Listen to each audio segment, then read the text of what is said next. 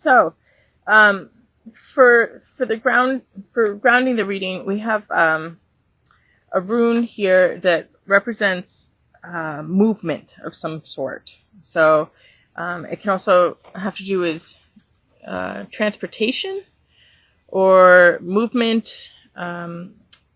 It can have to do with both movement in the physical world with some type of vehicle, or progress or development, movement for just movement forward in life circumstances and improvement on things. So because this has to do, actually the falcon or the hawk has to do with movement too, which is kind of interesting. This is about moving, flying home and moving out and then coming back again. So there's possibly some type of physical movement where you go away and then come back again. In a sense of soul retrieval. A lot of times I feel like when I am overwhelmed and I take a vacation or I take a trip, it's like I go away to find myself again and to come home again. And then as I come home again, everything kind of falls back into place and becomes clear. A lot of times, if we remove ourselves from the situation and then come back again, everything becomes much more clear. So these are our moving line steps in time, and we start out with Mandarina, which has to do with communication, physical, verbal communication, a heart to heart, where something is consciously expressed through words to another person. It also has to do with bridging of worlds, where there is the clearing up of miscommunication and bringing information and knowledge to light, true expression from the heart. We have this paired with a sense of poverty, or feeling enslaved, or feeling stuck, or bound to something. So somebody is feeling trapped and stuck, and that's this rune, Athala in reverse. So there's this freedom through this communication, or there is something, this is bridging of worlds. So it's like if this is combined with somebody who is feeling imprisoned, feeling stuck, feeling trapped, feeling suppressed, feeling oppressed, feeling like a slave or poor, homeless. It's bridging. There's a bridging with another, because Mandarina is orange in the Basque language, and the Basque people, they're a linguistic anomaly in anthropology. Nobody knows how they got the language they got. It has nothing to do with any of the other languages around them. It's just like a totally different language. They developed something that has no similarity whatsoever with any of the other language groups around them. So it's like they became an island in their mind. They say mind is very tied to language. The way a culture thinks can be understood by hearing the way they talk, knowing the way their words are set up, the way their language is set up is the way that they see things. The way that they talk is the way that they see things. It shapes their worldview. The language shapes a worldview. So we have this kind of bridging of worldviews, bridging of realms of thought that are separate through this communication, where one person who is feeling imprisoned somehow is able to bridge the gap between them and somebody else. And then we move into Aurora, which has to do with when things get extreme. And we have this other card up here, and what's getting better. We have Snowball, which also has to do with things getting extreme, things escalating. So, but when things get extreme, they can be visible. They become visible. With everything. I mean, when you see, I work in the mental health field, so when you see a psychopath, then all of a sudden you can detect shades of narcissism, and you can see the lesser forms. You know, when you see the full blown personality, you can see the lesser forms of that personality. When you see an extreme mental illness, you can see the shades of that mental illness. Even though a person might not have a mental illness later, you can see the traits or the shades of it when you, after you see the full blown thing, you know. When a situation comes to a head, you see who people really are. So this has something to do with going to the extremes, because Aurora has to do with, you know, in the North and South Pole, you see the light of the universe come in, and you can only see this at the extremes, but you actually are able to see the light of the universe, and it becomes visible. And then I pulled a clarifying card on this. What is this that we're seeing? And this has to do with, traditionally this is actually a card of like kind of confusion and feeling lost, or not knowing what to choose, or what's real, or how to think about things. And my chicken card for this traditional card is Dahlia, and it has to do with going back to your roots, knowing yourself, knowing not just your spiritual self, but knowing your context within people, knowing your context from your past, your ancestry, your ethnic background, knowing your genetics, knowing your makeup, your personal makeup, knowing exactly what your personal makeup is and how it came to be, and based on that, really finding a rootedness and a groundedness. And from a rooted, grounded place, we can make those wise decisions. We can know what it is that we really resonate with or really go with. We shouldn't ever have to do something in life that is a total struggle. You know, things we should be able to meet our challenges. If something is too challenging, maybe that's not the right thing. You know, but a little challenge is okay, but we have to be able to have the genetics and the psychology to be able to meet those challenges. We need to be prepared. If we can't envision it and see it and feel it, then it's probably not going to be a good thing. So this is about really being able to put yourself in your own shoes and seeing what you can really do and who you can really go with, and what you really are meant to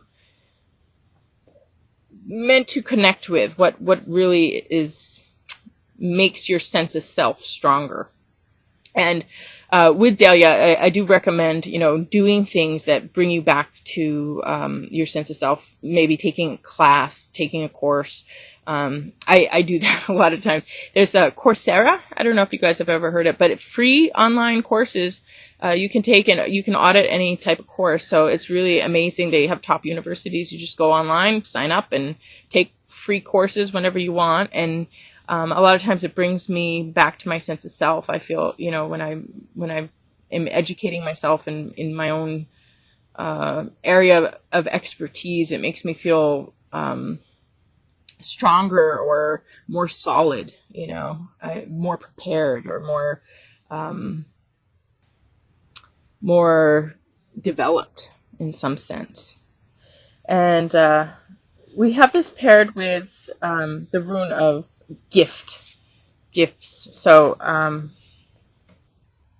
want to say, you know, it's almost like things come to an extreme, things are seen, and and all of a sudden you kind of come into yourself, and this balance, or this like understanding which cup to choose, understanding who you are, what way to go, all of a sudden produces like contracts, partnerships, gifts. It can be in the physical world, or it can be in terms of relationships, but it has to do with connecting, bonding, exchanging of things, exchanging of items, sharing, and entering into an agreement with people based on everything that is seen here, and who you are and what you go with. Like, everybody knows, okay, you fit here, and we've set you up with this now because you fit here, and we see this, and this is visible, and you get this now, and you get secured in a position that really works for you. And then we move into a place of shaking things off and being really stable. And so this is Akasha Noche, which has to do with understanding your place in the universe, or who you are, what you're meant to have, how you're meant to live, and stepping into that life of eternal love, I want to say, too, coming back to this. It's like that your eternal essence has a place and a position. It's meant to live out and act out. And this is about finding that and living that and being that. And then I drew another clarifying card on that, and we have lavender, which is also a sense of stability and shaking things off and cleansing the aura, and letting go, surrendering, and just getting everything out of your space that doesn't belong.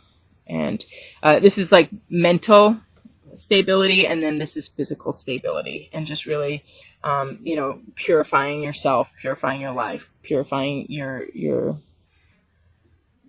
everything. If you're physically pure, then really everything else is pretty open and receptive and pure as well. So it's like this purification that happens here. And then we have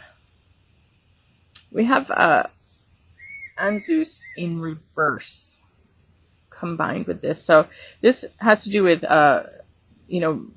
manipulations and delusions, misunderstandings, being bored, not understanding. Also, it has to do with some narcissism. So this is in reverse. So I want to say you got your stability here, but you gotta get rid of. This is what you need to let go of.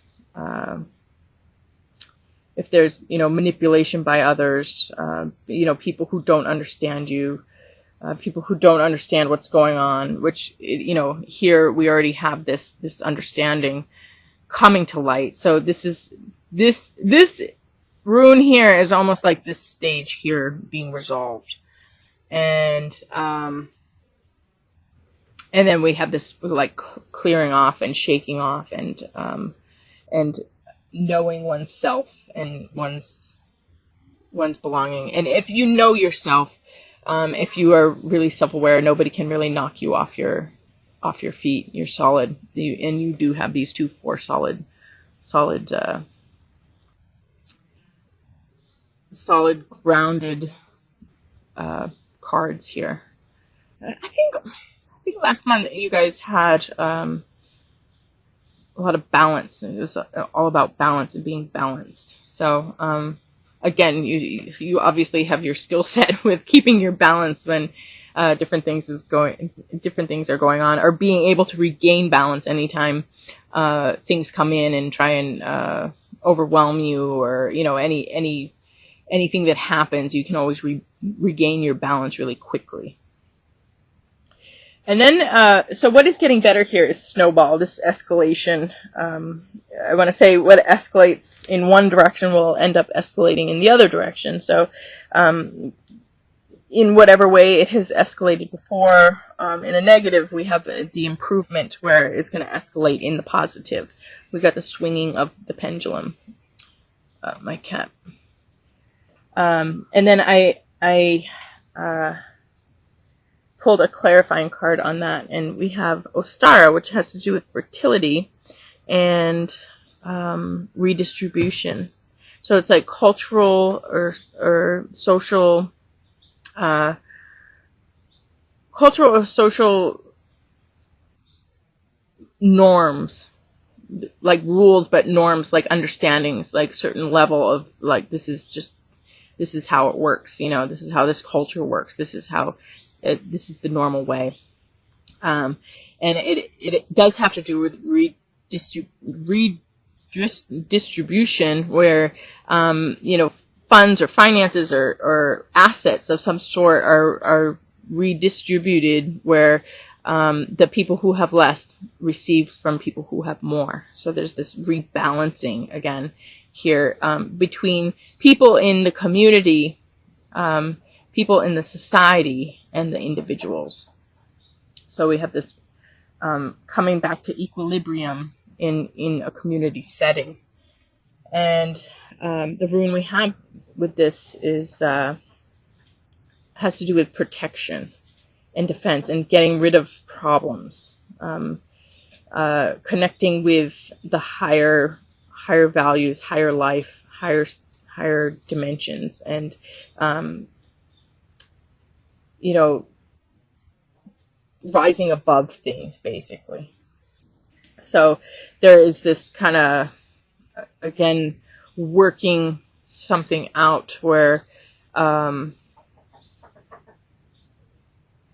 community here is, you know, is becoming rebalanced, and whatever this is here that is going on, that where they have poverty, there is this, you know, poverty that needs to be bridged. It does get bridged here. This extreme stuff that's going on, where somebody is being oppressed and put in a position of jail, of imprisonment. This is now shifting and changing, and there's this rebalancing going on here. And then our overall message card here is dandelion, which has to do with making a wish and spreading your seeds and setting your intentions. And with that, as you spread your seeds, as you make that real for yourself, step by step, it becomes a field. From one dandelion, you can make a whole field of dandelions. So you can start with, you know, one, and it also has to do with multiplicity and just, you know, really having something that you have small, growing and spreading. And I pulled a clarifying card on that, and we have Birdie Baby, which has to do with the universe is at work, bringing something into birth where you are a part of it, but it is beyond you. You look at so many things in history, so many things even in the universe, and things come into birth beyond an individual. They are players in it. They are a part of it, but they were not it wasn't them who brought it into birth. It was more the right timing, the right elements, the universe giving birth to something. And you happen to get to be a part of it, and you're doing your part in making your wishes and planting your seeds and spreading your desire out there, or spreading your intentions or your requests for need, your needed requests.